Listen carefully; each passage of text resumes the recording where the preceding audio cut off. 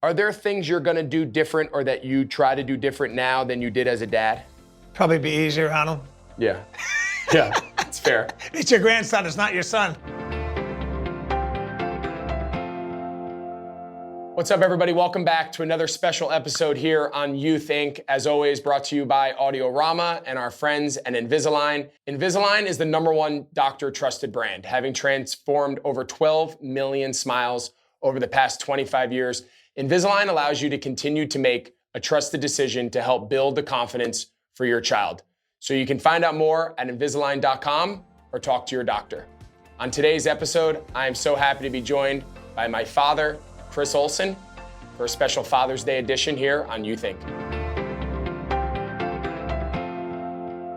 All right, everybody, welcome back to another episode here on Youth Inc. And we have a very special Father's Day edition. For those of you who have watched our show, listened to our show, you know that I refer back to my time being coached by my dad, the impact he's had on my life, my two brothers, and our time playing high school football together, and of course, beyond. So we just thought it was so perfect timing to have my dad on the show for our Father's Day episode. So I am so happy to be joined today by my dad, Chris Olsen. And Dad, welcome to You Think. This is your big moment. Thanks, Greg. Happy to be here.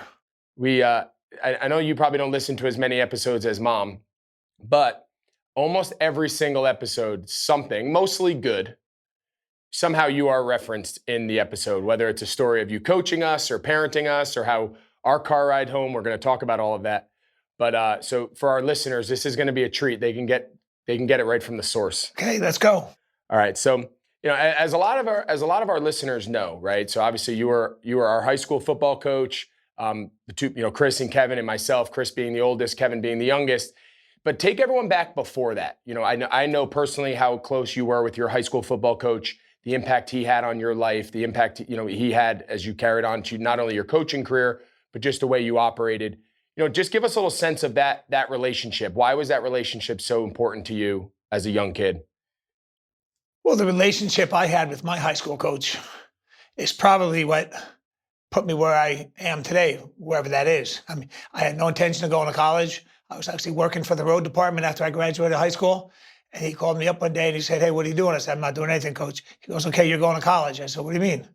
He said, "I'm sending you to Nebraska. You're going out there. A friend of mine just got a job out there. He's looking for players, and I'm sending you out there." I said, "Okay." I put everything I had in the bag, jumped on a plane a couple of days later, and went out to Fremont, Nebraska, and it changed my whole life.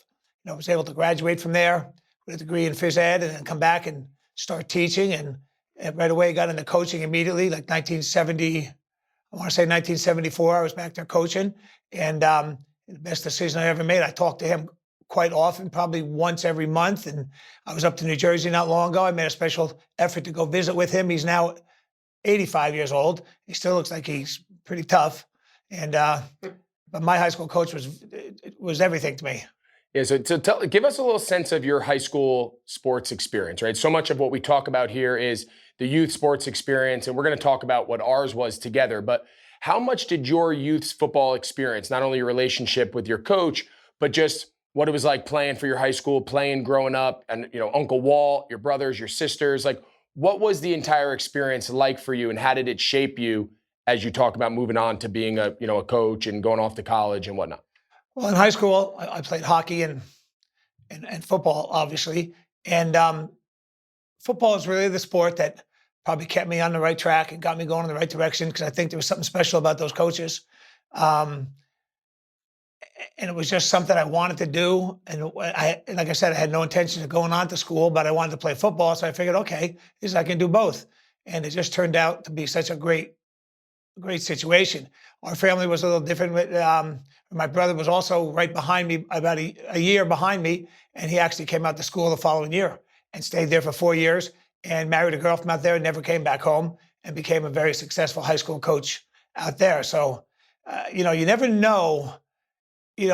Everybody says, "Oh, the lives you've affected as a coach." It's such a tree. The lives I affected, how my coach affected me, how his coach probably affected him. And it just goes on and on and on. It kind of never stops. Yeah. One of my favorite stories, you mentioned playing hockey. One of my favorite stories that you used to tell us as a kid is when you were growing up, your dad would or one of the dads in the neighborhood would have the hose out all night and he would freeze over. You guys would get up in the morning from sun up to sundown and play. I mean, so much now of sports is such, or it's so organized. You're playing for teams, but I always thought that was such. Those were the best days. I lived in a community where there was a lake. I didn't live on a lake. It was called Lake Telemark, and the fathers would get out there at night, chop a hole in the ice, flood it, let it freeze overnight, and we'd be out there from dawn to dusk, or dark, every night, just playing. And that's how we got better. We didn't have arenas. We didn't go to arenas. We didn't get a lot of coaching. I did when I got to high school, but when we were young, we just played on the lake every day. Yeah.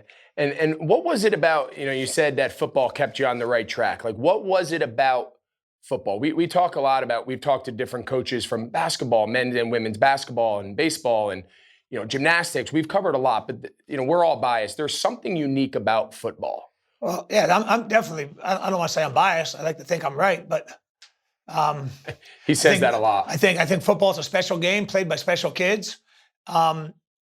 It's just different. I think the guys that coach it are a little different, and that's sometimes good and bad.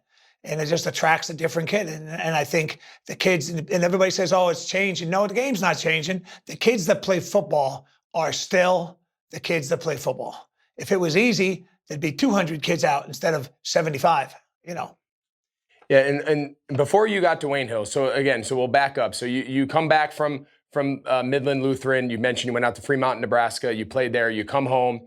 You start coaching. You start coaching at St. Cecilia High School. It's your first ever head coaching job. Before that, you were an assistant at Passaic High School, which was for people familiar with North Jersey, it's a powerhouse public school. You were an assistant coach. It was. You were an assistant coach there. Tom Elsasser, longtime friend of yours, legendary New Jersey coach. You get your first shot to be a head coach at St. Cecilia High School, but you also share a very interesting, another famous coach who also is the head coach at St. Cecilia High School. Right. When I applied for that job, I didn't know if I was going to get it or not. And the priests are interviewing you and everything. And Jack's father, Tim, who had a lot to do with when Vince was hired too. And Vince Lombardi. That's the story. He was the head coach at St. Cecilia High School in Englewood as well. But so there was a lot of, obviously there was some tradition there, and it was just awesome. The Green Bay Packers would always send us stuff, plaques and sayings and different things to hand out to the kids, and it was a good place to start. Yeah. What was your biggest lesson you learned from taking over from being an assistant, again, at a great school, to now you get your first crack? You're in your 20s, your early 20s, mid-20s. I was the youngest head coach in the state that time. I think I was 24. So what do you think they saw in 25. You to take a shot at you to give a 25-year-old kid?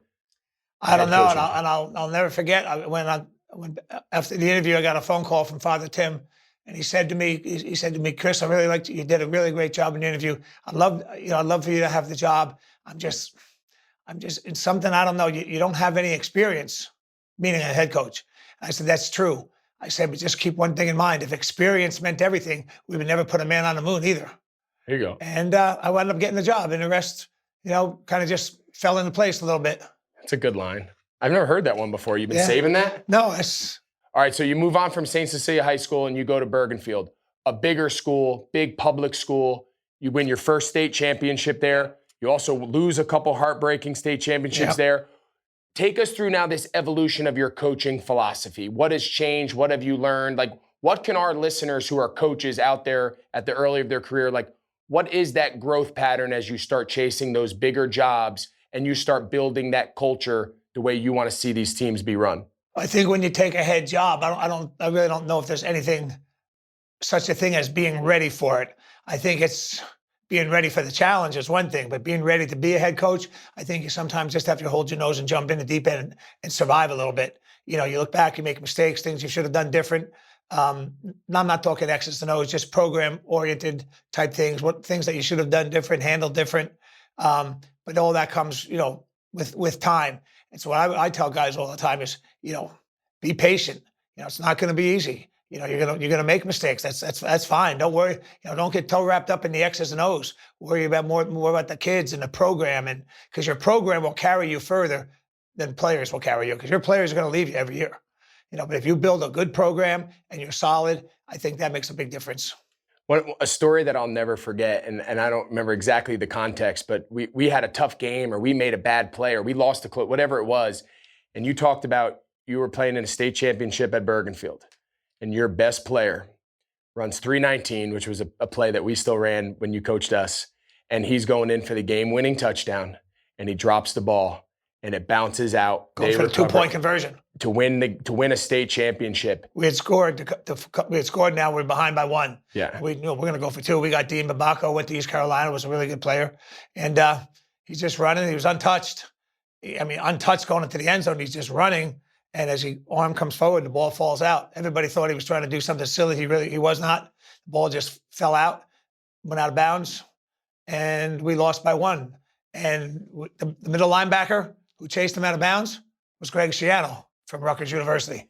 The reason I bring up that story is so much what we talk about on this show, and we hear it from different athletes, we hear it from different parents and coaches, is setbacks and failure and dealing with adversity. So you're the coach, you bring kids into the locker room after that game, he's heartbroken, the team's heartbroken. Like, what is the message? How do you wrap your mind in that moment? You're sick, you're heartbroken, you feel terrible for the kid, you feel terrible for yourself, everyone. Like, what is the message to those 17, 18-year-old kids in that moment that our listeners can like pull from and say, all right, here's how you handle the toughest of times? I think I always said, and I always kind of did it in my head. I used to do it on paper when I was a young head coach. You better know what you're going to say to the press after the game, if you win it or you lose it. Sometimes there's times not to say anything, which would have been that one. A tough time, you just get don't be with the press, be with your kids that are, uncontrollably sobbing at the time. Get them out of the public eye, get them in the locker room and let them know what we all mean to each other, how hard we've all worked together, what a great ride it was. And, the fact that we don't want to say came up short, but the fact that we lost the game is not a big deal. There'll be other games. And we got to keep, you got to keep that in perspective, that the kid that, we wouldn't be here without you guys that made these plays during the year. So we can't, we're here because of you. We didn't lose because of you. We're here because of you. Yeah, and I think that's such a valuable lesson, and we're going to get to it, but we shared our fair share of heartbreaking moments together at Wayne Hills, and we're going to get there in a second. But before you get to Wayne Hills, between Bergenfield and Wayne Hills, you go to Eastside High School. Patterson, New Jersey. You're hired by a legendary principal, Joe Clark. He was portrayed by Morgan Freeman. And Lean on Me, your character was kind of loosely portrayed in there. But you spent 2 seasons at Eastside? Yep.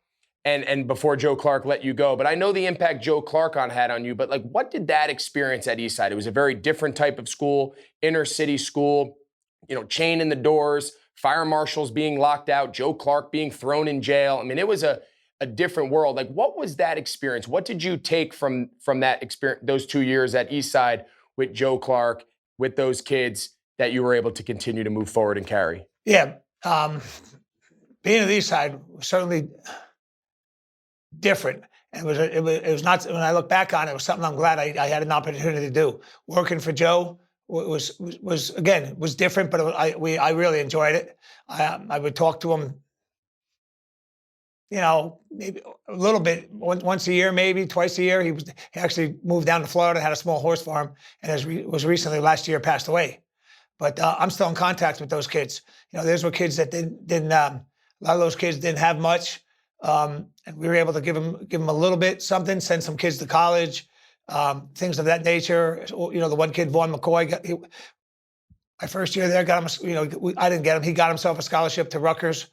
Played for Dick Anderson, played very well. Became the assistant attorney general in the state of New Jersey. Texted me the other night about something.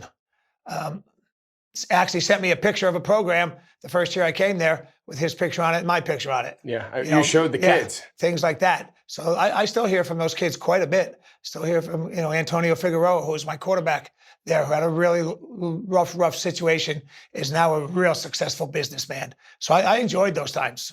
Those were great kids. My favorite stories now. So when you're coaching there, you don't have kids yet. You're early on, and I remember you and Mom telling us that after practice, after all those kids would come back to your house, and you'd have to at some point kick them out, right? And the thing I would always say about playing for you, and of course I was your kid, but it didn't matter if it was at Wayne Hills, Eastside, kids from different backgrounds, kids from different home lives, they all gravitated towards you and looked at you, whether they had a dad at home or not, they still looked at you as that dad. Like, how much did that impact, aside from the football part, like, mean to you?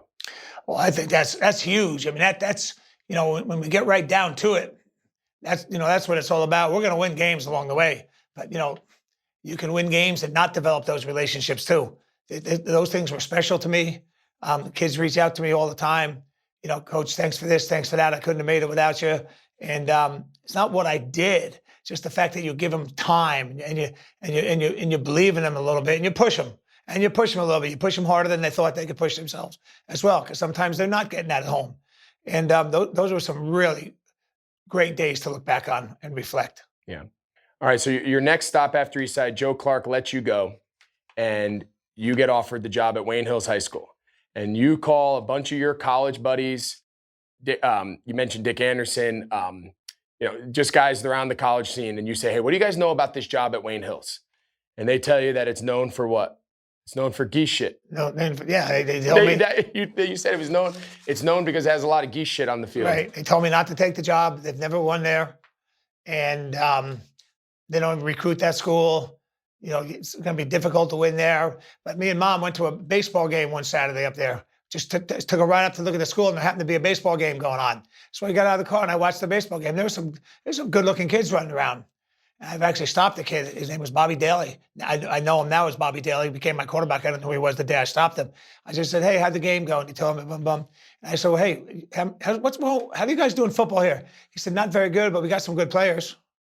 I said, "Okay." And that was it. So I looked into the job a little more, met with the athletic director. I said, "Okay, maybe I'll go there for a couple of years and I'll move on." I stayed there 25 years, retired. And you coached all three of us. And I got a chance to coach all three of my own kids, which was certainly the highlight of my coaching career.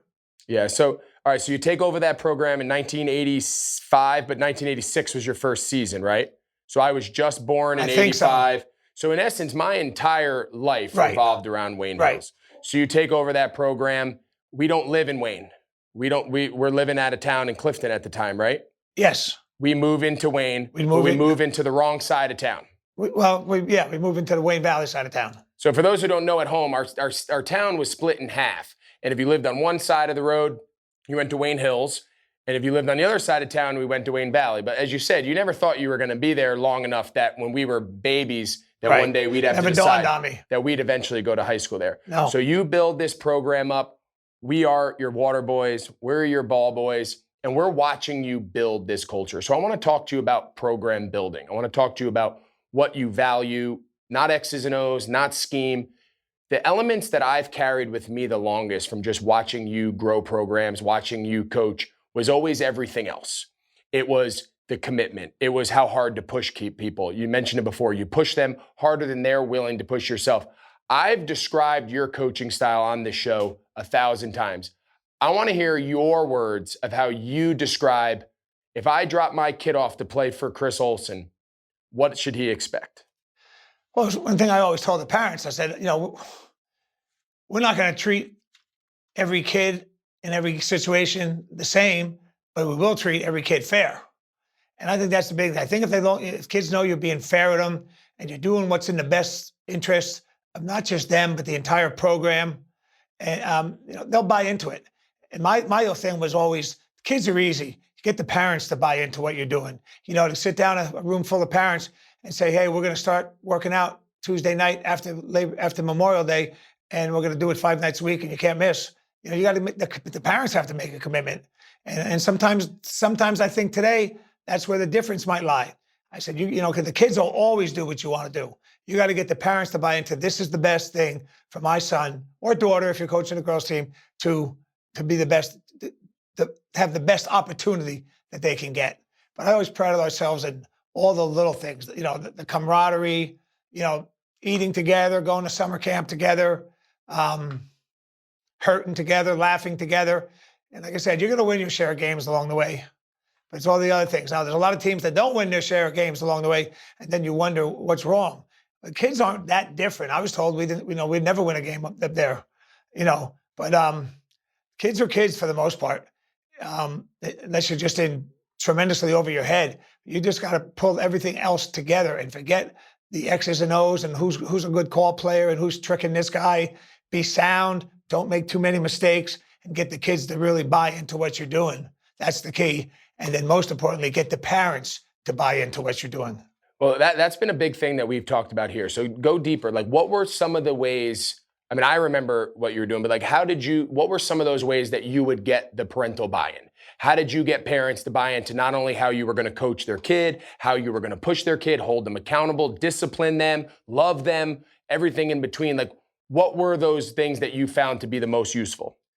Well, I would explain to the parents, that again, going back, football's not an easy game. It's a hard game. We're going to practice hard. We're going to work hard. We're going to put a lot of time in. Sometimes you're going to look at us and say, wow, what's going on? Why are they there so long? But that's what it's going to take to win. To win enough games to stay there and continue to coach them. I think what you got to do is convince them that you're always going to have the best interest of their child in your mind. You're always going to you're not going to put them in a bad situation. You're going to coach them the best you can. It might not be the position the parent thinks the kid should play or anything, but you're going to put them in a situation where they have the best chance to be successful. Because generally speaking, if kids feel and experience some success, they're happy. And if kids are happy, parents become happy. Yeah. One of the things that I remember, I always use this as an example. When people ask me, like, what was it about your dad's program that no matter where he went, he won, and no matter where he went, he was able to sustain the winning? And you talk about the parents. One of the things that always sticks out in my mind is during the year on, I think it was Tuesday nights, you do parent film night. Yep. So to just give a quick background, so in school, Dad on Tuesday nights and had a classroom across from his office. And it was an open invitation from 9th through 12th graders. Even if your kid didn't play, your kid could have been on JV, freshman, you were welcome to come. He would turn on the projector. At the time, they were projectors. And all the parents could come, sit in the classroom, and you would go through the previous Friday night's film game on film. And you would point out the good, the bad. Here's what he's being coached to do. Here's when he does it right. Here's why he's doing it wrong. Playtime, whatever. And the rule was, if you want to know why your kid is getting more or less opportunities, more or less playing time, whatever it is, come to the film time. I will give it to you and show you on film. You might not like the answer, but I will show you clearly what's happening. And there was no mystery. There was nothing done. So like, who gave you that idea? Like, where did you learn that? Is that something you just came up with? That's a good question. I didn't do it with, obviously, Tom. He was the only guy I worked under. I don't know. It's just something I thought we would do. We had some townspeople come in, some cops stop in and watch the films. It was Thursday night because generally we get off the field fairly early on a Thursday. Okay. And the rule was I'm the only one that speaks. There's you can't ask any questions, but I will point out things. I'd stop it, play it back, put the laser beam on it. If this kid I don't mention names either. I say if John would have done this, it says, okay, now if this kid would have done this, just a little bit more. If he would have stepped here, or if he would have done this. And then all of a sudden, parents are looking. They knew who we're putting the laser on. And but good, I thought it was it became a very healthy thing for us. I mean, it got real big. We kind of outgrew the classroom. People brought food. I looked forward to it too, and I know the parents did. Yeah, I remember as a young kid, Mom would drop us off on those nights. I guess it was Thursday night or whatever night it was. Mom would drop us off, and we'd sit in the back and we'd watch the game film. And we would come in and spend a lot of time with you guys. But I always just thought that communication, setting expectations, and being very transparent allowed you to operate for so long with very minimal conflict. Right. Both with families, I'm saying. I could count on less than one hand the time I had to, I don't want to use the word confront, but have a debate with a parent. So we kind of, I think that's one. If I was going to tell young coaches one thing right now, I would tell them, from the very beginning, the parents know that you're in charge. And, you're going to do what you think is best for the team. Everybody can't play the same position. You're going to do the best you can. But you have to speak up early and let the parents know the expectations. And you got to tell them that, I need to tell our parents, I will talk, you're never to approach me about playing time or position. If you want to make an appointment and meet with me about your kid's grades, his behavior, something happened outside of school, that's what I'm here for. I said, don't tell me you want to meet about what position your son is playing or not playing, or how much time he might be playing, because that's not debatable. That's not discussable. That just doesn't happen. And I think if you're upfront with people right away, um, you know, they will accept it, and then you can quell a lot of fires before they arise. Yeah, and when I think about building culture and I think about building team and programs and whatnot, what you're able to do, that's one. And then the other big one that comes to mind that I just think was such a special element of your program was the night before Father-Son beefsteak. That was The night great. before Thanksgiving. Yep. So the night before Thanksgiving, we would go down on Wednesday after school. We'd hold our practice on the game field, and then we'd come up, and all the players would shower and get changed, and all the current players, and either a father or a grandfather, an uncle, whoever it was. Right. And then the best part about it was all the alumni would come back. And what started as something very small eventually outgrew the school cafeteria. Grew to over 400 people, yeah. And the night before Thanksgiving, you'd have players that you would coach in the late 1980s, Yep. all the way up till a freshman, a 15-year-old kid who's just got his first year in the program. And every former player would get up and talk. Yep. And their message was always the same. And I think it was so important for the young kids to hear. I remember being the little kid in there thinking one day, like, am I ever going to be the alumnus who comes back? And their message had nothing to do with how many games they won. It had nothing to do with how many yards they caught or threw for. It was always about being a part of the team and being a part of with their buddies and the coaches and just the family environment that they grew. Like, what did that night mean to you to see 400 people come back? Kids that you hadn't coached in 25 years who made it a point to the night before Thanksgiving to be in that cafeteria to speak about how much your program meant to them. That particular evening was something I looked forward to so much each year. It was the highlight of our year, the father-son beefsteak. It was, the kids would come back. You haven't seen them now. They're men, and they're working, and they're married, and they're this, and just unreal. Now kids that have played for me have kids going to West Point and all over the country. I mean, it's hard to believe. But that father-son beefsteak, they still run it. That father-son beefsteak means a lot to the program. And those are the things, again, those are the type of thing you have to do in a program. And I'd do it if I coached swimming. I'd do it the same way. I just have less kids. But I'd do the same thing. And I think coaching is coaching a lot. And the other good thing we did was halfway through the season, we had the mother-son brunch. Yep. Where just be the son and the mother. And if the mother wasn't in the picture, your grandmother, your aunt, whoever's with you, but we'd have the mother-son brunch. And each boy would get up and present his mom with roses or some type of flowers we had and speak about how much his mother means to him. Really had nothing to do with football. And they still do that as well. I think those are the things. That's where you build your program, those type of things. The football field's the football field. Yeah. All right, so now I want to get into, really the meat of the discussion, which is when it became clear that you were going to send Chris and I, and then 10 years later, Kevin, that we were going to come to Wayne Hills. You made the decision, you and Mom made the decision that we were going to attend Wayne Hills and we were going to play for you, right? And I always tell people when they ask me in interviews growing up, like, what teams did you follow? Who were your favorite athletes? I always say, and the truth was, I always wanted to be James Milan and AJ Spicer and whoever your senior running back was and your captains. Those were the kids we loved growing up. We were the ball boys, the water boys. Then when we were starting to get later in middle school, it was clear that we were going to play for you one day. And I think back to that and just, the amount of memories.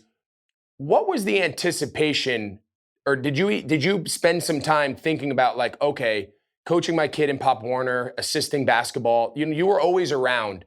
But when we got to high school, it was really the first time we played football for you exclusively. Right. What was that anticipation, the good? What were the concerns about coaching your own kids at that level? Can you think back to those days when Chris was getting ready to enter freshman year? I can. Mom and I talked about it a lot, what it was going to be like. Don't forget we had to move to do it. So, that's a good part of the story, though. That's a good so part as of I the said story. in the early on, Dad moved to the wrong side of town when he took the job. Not thinking 20 years later, 18 years later, we'd be moving, playing for you. But we had petitioned the Board of Education if they can give us a special exemption. They said, no, you sold your house. We moved to the other side of the road, bought a new house when Chris was in 8th grade, which would put us in the district to go play for you. So I think that's that shows the level of commitment we made. That's right. We spent our whole lives in that house. That's right. That was our dream house. And we asked the board, if I could, because other teachers have done it. They weren't athletes and they weren't, whatever. And they said no, they didn't think it would be fair. I said, okay. I said, but we have this. I've decided that I'm going to coach my kids. I have two choices. I'm going to coach them, or I'm going to quit coaching Wayne Hills so I can watch them. One or the other. So we said, you know what? We'll just sell our house. So we sold our house, moved down across the street, and now you're in the Wayne Hills Wayne Hills Sending District, and everything was good. Yeah. All right. So go back to now. So the anticipation. Chris is about to be a freshman. You and Mom are talking about, the good. It's going to be amazing coaching my kids. But then also there was a lot of hesitancy, right? There was a lot of reservation about what that experience was going to be like. How are the other families going to respond to it, react to it? I think the big thing is early on in that decision, I said to myself, and I told Mom, there's going to be times it's not going to be easy. People are going to, he's the quarterback because of this, or he's this because of this. So I think the fact that the three of you were very good made it a lot easier. Then I said, okay, if I do make a mistake, I'm going to err on the side of probably being a little bit harder on you than I am the other kids. A little bit? I think that was probably the biggest thing. They could never say, God, he never yells at his kid. But man, his kid can make a mistake and doesn't say anything. Our kid makes a mistake and the world falls apart. So I think those two things. But I looked forward to it. I knew I could handle it, and I knew how good all three of you guys were. I think if you were average to below average players, I don't know, then I think you got to really look at it. You got, not that I would play you over, I would have played you if you weren't the best player, but I think that could cause some different problems as well. Yep. But I think with the three of you, it was so clear cut. It might not be for everybody's situation, but for our situation, it fit us exactly what we needed. And so much of the parent/coach role, everyone always talks about, like, where is that line? And I would say, if we're being honest, our line, there really wasn't a really clear line. Like, when we came home, football continued. Oh, yeah. Especially as we started getting older and we were deep into seasons. I mean, football really never stopped. You hear a lot of people say, oh, when we got to the kitchen table, we didn't talk football. That wasn't our life. That wasn't our life. I mean, football was very important to us, and what we did at practice, if it was right, wrong, or indifferent, it came home. Like, when you think back to that, like, did you ever try to draw a line? Did you ever think about, don't bring practice home, because I remember as a kid growing up, it never bothered me. But, like, do you ever think back on it now and say, like, there should have been a divide between when I was coach and when I was dad? No, I don't think so at all, because I remember Sunday nights where I used to bring those kids over to the house on Sunday night and show the films to get a jump start on Monday. No, the kids were always in the house. You guys were always around them, and you just, became part of it so easy. I just think it was a very natural thing to do. Yep. And I would say one thing, the parents, if you have a chance and you're capable of coaching your son or daughter, I think it's one of the best things you can do. Yeah, and I think back, and I know if you ask Chris and Kevin, they would say the same things. Like, when I think back of my sports experiences, not wins and losses, but just experiences, some of the first ones I think about were in high school. Some of my favorite moments were in high school, and some of the experiences were great, and some of the experiences were really bad, right? So you talk about dealing with adversity. So we're at Wayne Hills. You have not won another state championship since Bergenfield. Chris makes it freshman year, sophomore year, junior year, senior year. You guys lose every time. 2 of those years were my years, my sophomore and junior year, when we were overlapped. We lost in the state finals. Yep. Finally, my senior year, we win that first state championship. And the reason I bring it up is it's easy to talk culture and it's easy to talk program building when you win a lot. And we won a lot. But we struggled in the beginning to eventually get over the hump. How did you maintain building the program without finally putting that final feather in your cap at Wayne Hills? Like, how did you not lose that momentum when the narrative was, oh, they win a lot of games, but they just can't get over the hump at the end? You're right. We lost, and I tell guys down here this when I talk to them, we lost seven straight state championship games. Yep. 7. I played in 2 of them. And then we won our first, and then we won 5 more, and then missed and won a few more, but we won a bunch. We went from mid 2005 through 2009 without losing a football game. For the second longest streak in the United States. The thing I was most proud of, and I tell people this all the time, not the fact that we won 9 state championships and did all these other things. We played in the state champion. This is program now. We played in the state championship game 16 out of my last 18 years that I was there. Not the playoffs. We knew we were going to the playoffs. It was to get to the Meadowlands to play in the state championship. We did that 16 times. Yep. Out of the last 18 years I was there. So there's how your program can carry you. And going back to our earlier discussion, there's how your program. But you just got to say, hey, we're here. We're just going to keep playing. We get here. We get a bad break. A couple of those games we're losing with. We won 9, but when you look at it, there was probably another 3, maybe 4, but 3 for sure we should have won. Would have put us at 12. We're winning the game we win a couple of those games with 4 minutes to go. You can't lose it at that point. Yep. But getting back there. Our thing was that, okay, we want to be playing in December. If we're playing in December, we're in good shape. We got a good chance. He's got a good chance as the other guy, and a heck of a lot better chance than the guys that aren't there. We won a lot, that's for sure. So, but go back now to the role as also being dad. Like, obviously, you pushed all of your guys. All of your kids who played for you to this day will say, he pushed us to limits we never thought we could achieve. I've been very clear with that on this. Like, I never would have gotten to the NFL, to the college. Like, it's not a coincidence that all 3 of us played in college football. I was able to have a good career in the NFL. Like, all of those lessons came from you. It came from high school. It came from our upbringing. But it was hard.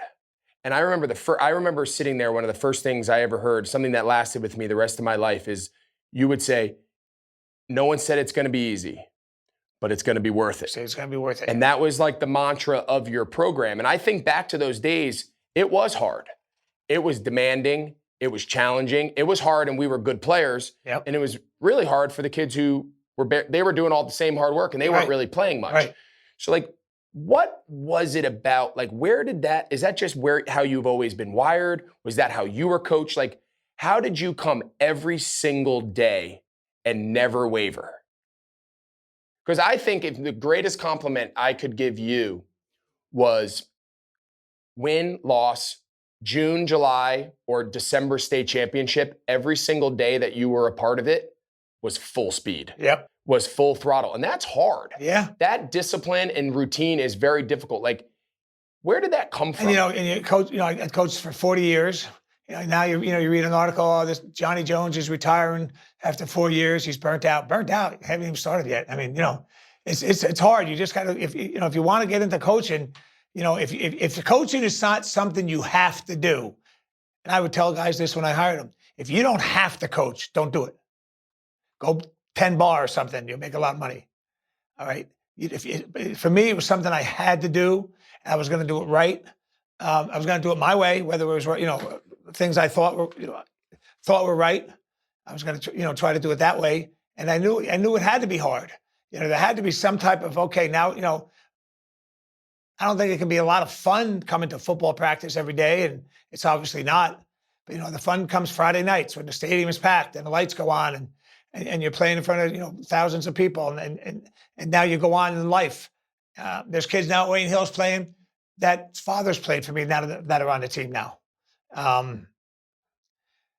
It's just something, again, but it all goes back to the program. I didn't know any more football than anybody else, probably less than most. So it's not that you knew more football. It's not that you called better plays. It's not always that you had better players. Your program will carry you a hell of a lot farther than the X's and O's and the things you think are important. Yeah. But what do you attribute to, you had a lot of really good players in your day. And at Wayne Hills, you had multiple guys, few dozen guys go on to play college. But you had 3 boys that all went and played major college football, 2 quarterbacks and me, which I don't know how I got screwed in this whole thing. But obviously, Chris and Kevin both being major national recruits, we went through that. Like, what do you attribute that to? Their mother. Nice answer, Dad. Their mother. That's going to be but great. that goes back to what I said a few moments ago. I knew that you guys were good. I've coached long enough. I know, I can still say when I see a kid when I think he's about him. And I knew you guys were going to be good. I knew we'd push you to make you even better. And, I don't want to say it's luck, because it's not luck. It's a lot of hard work. It's a lot of days, People don't understand. Or summertime that you and Chris would be at the track in the morning with me, not the whole team, and would be working out, and and things like that. So we pushed you a little hard. I know that. But I think, remember I said if I was going to make a mistake, I would make it on the side of being too hard. Did you ever think we weren't going to make it? No. Nope. Never doubt. At what age did you think that we were good enough to go play not only big time high school football, but college? I forget the pro stuff. But our goal growing up was to play high school football and maybe one day go play at some level in college. I knew by the time you guys were sophomores, for sure, because you all had scholarship offers, I think, as sophomores. Yeah. I knew by that time that, hey, okay, we got something here. I got to keep pushing. Got to keep pushing. Got to get bigger. Got to do this. Got to do this. So, it was easy. It's not hard to pick out a good athlete, male or female, at an early age. Then all of a sudden you're a freshman or sophomore in high school, and you see what they're doing, whether it's on the field or on the court. You can pinpoint those guys, those people pretty quick. You can pinpoint the physical nature. How do you identify if they have the mental makeup? It's not easy, right? Like at some point, dad can only drag you to the field so many times. I've said this before, you were hard on us, but you never made us do anything we didn't want to do. No. Kevin, Chris, and I, we never minded going to practice. You never had to drag us to go do a workout.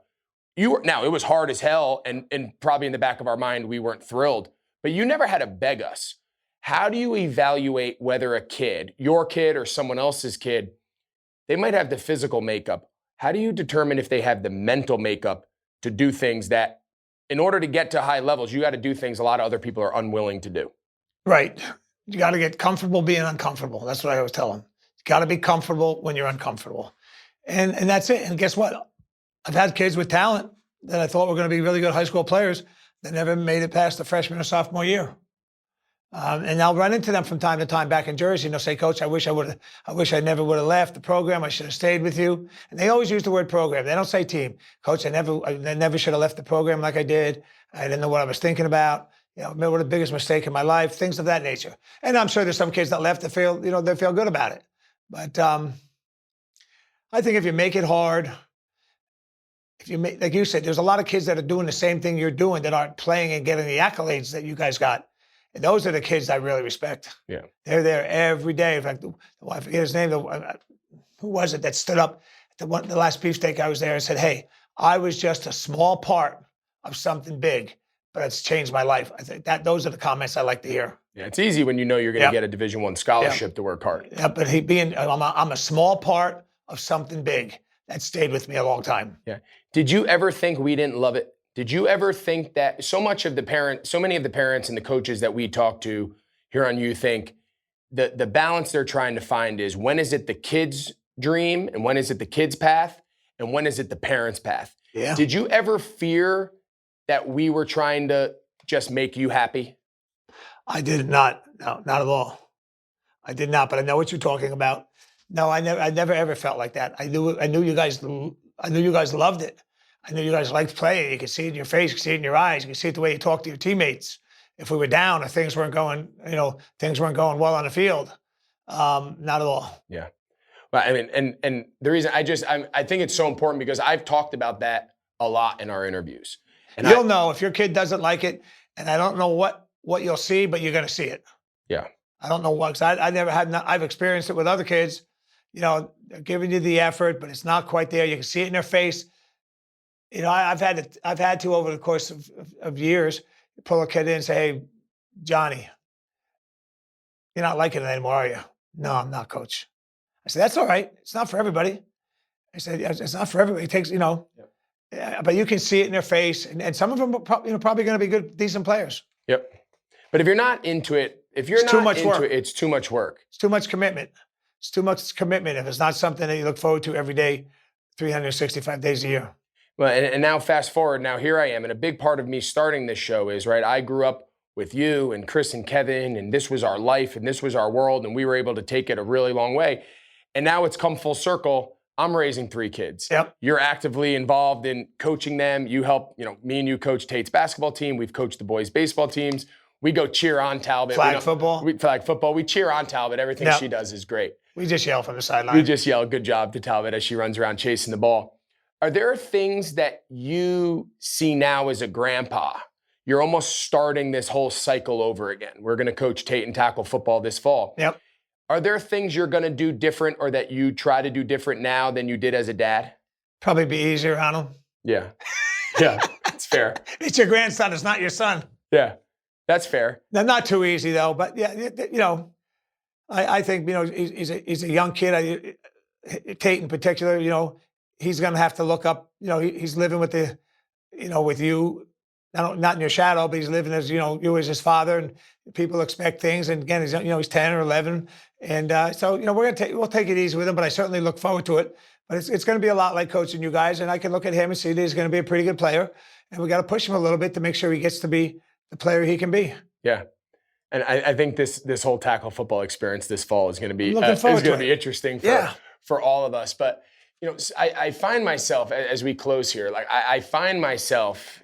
And I think it's cool to be able to tell you, I've told you this before, but tell you as part of this show, like so much of how I do things as a dad, as a coach, as a dad/coach, in my career, as a player, like it all started when we were young. The lessons that we were taught, the harder it is, the more it was worthwhile. Like the ability to show up every single day and just fight and to grind and to build that competitive spirit. Like that was all stuff that you taught us when we were 6 years old, sleeping on the dorm room floor in Mansfield or Penn State. That coach came up to you the other day, remember? At Sunday night? Yeah. That coach said, hey, I remember we'd go run around and put the flyers up. Because you really weren't supposed to be there, so you used to sleep on the floor in your sleep bag between me and Franny, and then we'd sneak you into the lunch line. And then we'd go practice with high school kids from the time we were 6, 7 years old. That was summer vacation to us. So like, I think back on those times and I want to recreate so much of that for my kids. My biggest fear is just because I loved it, I don't want to just assume they're going to love it, right? And that's always the balance and the fear as the parent is, it was so good for me and it was so worthwhile for me. But that doesn't mean it's going to be equally as worthwhile and fulfilling if it's not what they want. And that's my biggest fear. Yep. But again, I think, like I said, I think, you know, as a parent, you'll know. And again, what's going to be the indicator, I'm not sure. But you'll know when your kid just doesn't really enjoy it, doesn't really want to do it. Something's going to come on. Something's going to alert you that, hey, I don't want to do it. Or I don't want to do it at this level. I just, you know, I don't want to take it quite so serious. You know, maybe don't want to practice every day. Maybe it's just twice a week. You know, so you find things maybe they could do at that point, but nothing wrong with that. It's not for, I used to do my thing. It's not for everybody. Yep. But I don't think we have that situation. Well, all the kids are different, and we'll see as they play. I mean, they're young, and we'll see how it develops. A little bit of a change of direction. This will be the last thing. Just because you have such experience in this world, a lot of what we talk about here on You Think is now connected to this new landscape, right? This new NIL, the new recruiting, how these young kids that are being identified at such a young age, and not only are they being recruited to go to play at schools, there's now the business element to it. We never had to go through that. We never had coaches sitting in our family room, you know, Tyrone Willingham sitting in the basketball gyms and Bobby Bowden and all these coaches that came to recruit us. We never spoke about money. No. We never spoke about NIL or any of that. Like, put yourself in the shoes now. If you were raising kids in today's world, like you were 20 years ago with us, how would you have handled these coaches no longer talking about education, opportunity, ability to play and develop? They're only selling you on endorsement opportunity, money. How would you have handled that? I don't know. That's a really good question. I mean, if it's the norm in the landscape and it's going to come into play, I don't think it should be the. First of all, I think eventually it's going to be the death of college sports. I really do. I think it's going to hurt it bad. But it's there now, so you got to deal with it. I don't know, you know, if you turn it down, but I don't think I don't see that's why you go to a certain school. You know, I used to always tell you guys, if you go to that school and you break your leg on day one, are you going to be happy staying there and you never play football again? If you say, I don't know, then you picked the wrong school.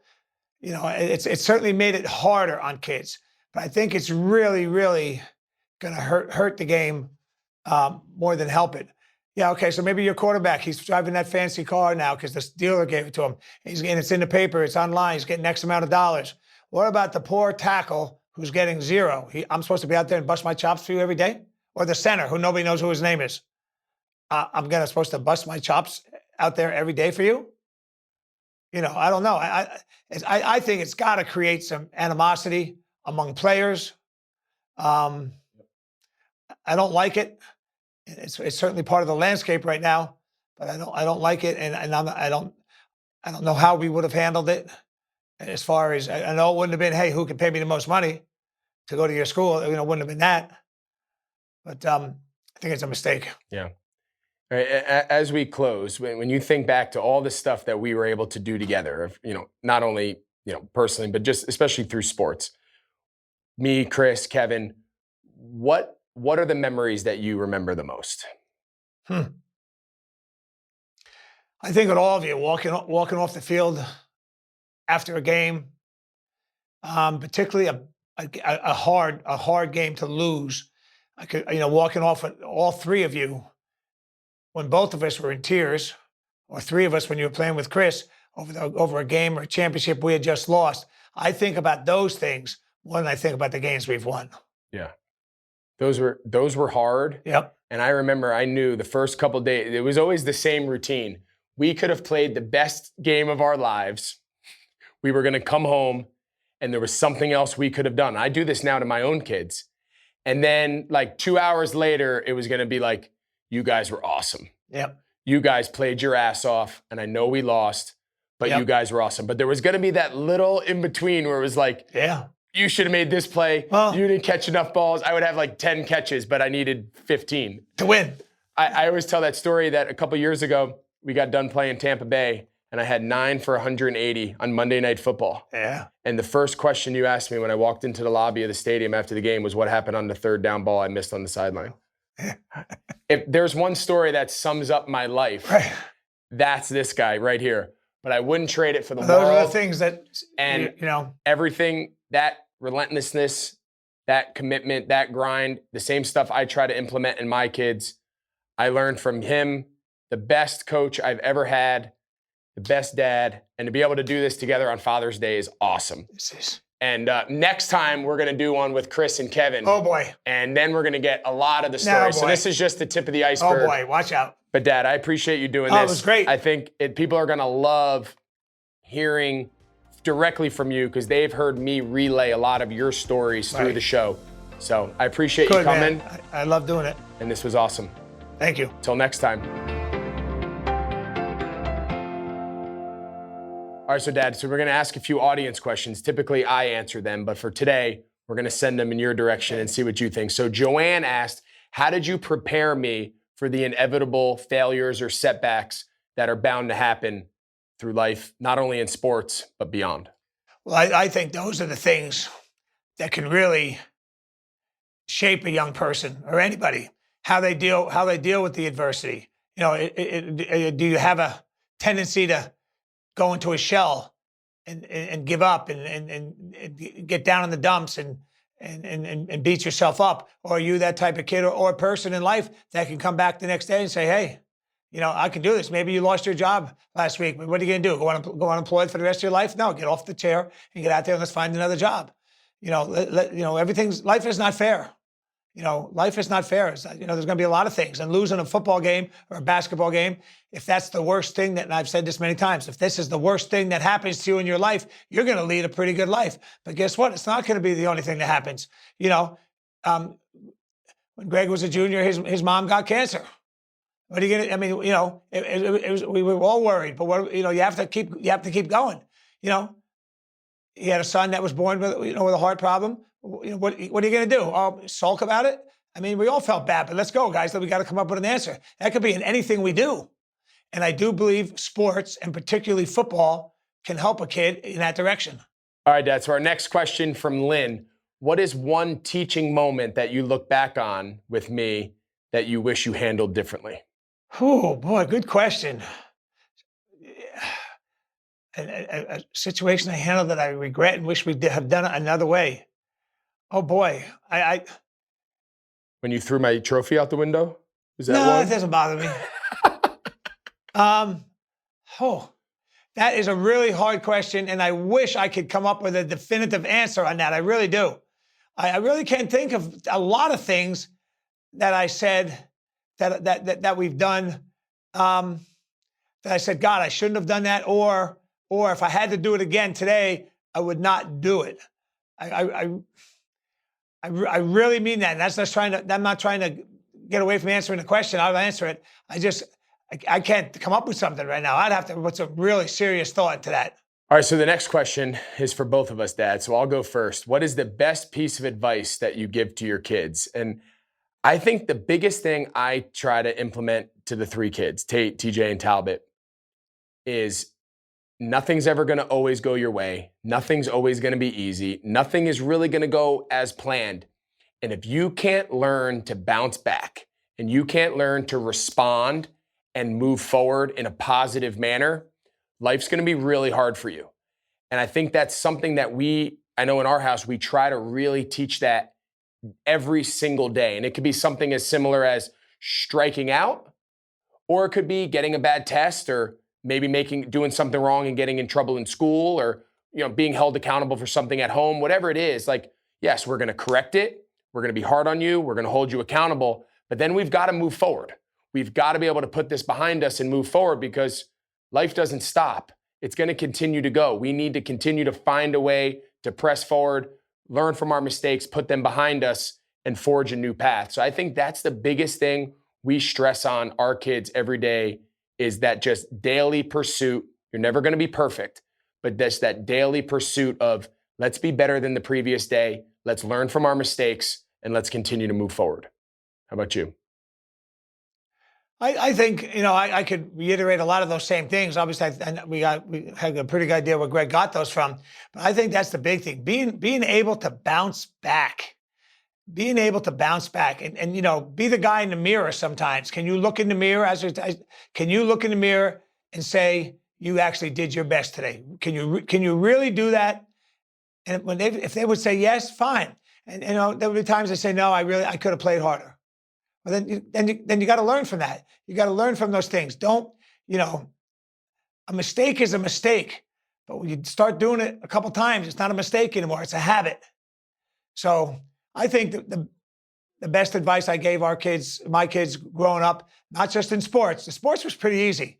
The advice in sports didn't come hard, but it's all about life and things happening around them and choices they make, and growing up, being a kid, it's not easy. We know that.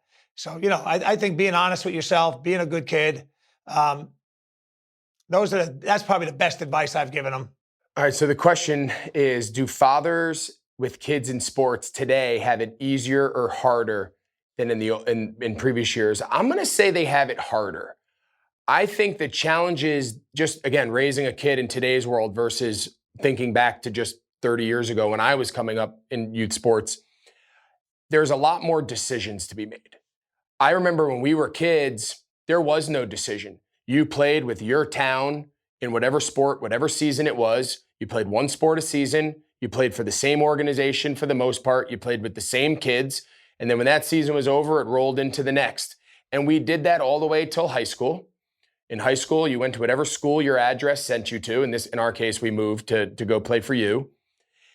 And that was it. There was no decisions. There was no picking a team. There was none of that. So I think now raising the kids, and we see it with ours, is every day is a new decision. What teams to play for, what teams to try out for, what schedule to hold, how many tournaments to play, how long should the season be? Like, there's so many more decisions that parents are forced with. And I think that was a big inspiration for us starting You Think, was to go out and try to answer some of those questions. So I would say it's more challenging today. I think there's more distractions. I think there's more expectations on kids. I think there's more pressure to succeed at one particular sport at an earlier age. I never specialized in a sport until college. I mean, I had signed my letter of intent to go play college football, and still played high school basketball and track and field. Yep. Those days have really come to an end. So I would say that it's harder today than it is back when I was growing up. Yeah, I would agree with that. I think the kids are being pulled in a lot of different directions. Play here, play here. And, what high school you're going to go to? I don't know. Go to high school, where I live. I think now they have a lot more decisions. I'm not necessarily calling them opportunities. I think there's a lot more decisions that parents have to make. Well, they're never going to be good enough if they don't concentrate. The basketball coach doesn't want them to play football. The baseball coach doesn't want them to play basketball. You can name it. I don't agree with that at all. I think people that tell kids that at this age are being selfish. They're only looking out for their own individual sport or team. I think a good athlete should play multiple sports if he or she if he or she really likes it. But I don't think there's even a debate on having a kid involved in athletics today is much harder than it was. I'm not talking the physical part of it. It was harder playing football for me. Yes. Back, all coaches back 10 years ago than it is now. I can guarantee you that. But it's all the other things that's making it harder for kids to do, decisions they have to make. And then, of course, they go home at night and they hear about it on social media, this and that. And that's another thing they got to deal with, And when it comes to sports, teammates saying things, other schools saying things, coaches contacting you, things of that nature. There's a lot going on. It's definitely harder. I would say one thing. If I was a father right now with the 3 boys I had, it would be extremely difficult to sit on top of all the recruiting at this time. How do you feel about me getting the Fox job? Are you proud of me? I really am. But guess what? If he didn't get the job, I'm still proud of him. Does it make me more proud of him? No. Am I more proud of him than I was last year when he was doing Fox? No. Or the year before when he wasn't doing any? No. Am I happy for him and his family? Yes, I am. I'm happy Greg likes that. He really sees himself doing that. He's good at it. And but I'm not any more proud of him because he got that job. He may look at it different ways, but to me, he's still my son that's worked extremely hard, and he's, to be a great father, a great dad, and a great son, and then a teammate when he played, and those are the things I'm proud of. I'm glad he got the job, but to answer them, no, I'm not more proud. All right, well, thank you guys again, Dad, again, for you to agree to do this special Father's Day episode here on You Think. It's been a long time coming. We talk about you pretty much every single episode, the things you've taught me, the lessons I've taken from being around you, both as your son, but also being, someone you coached for pretty much my whole life. You've had the biggest impact on my life as anybody. And so I appreciate you guys listening and following along. As always, rate, review, subscribe, find us wherever you get your podcasts, and continue to send us your fan questions. We love hearing from all of you. And until next week on You Think, we appreciate it, and we'll see you then.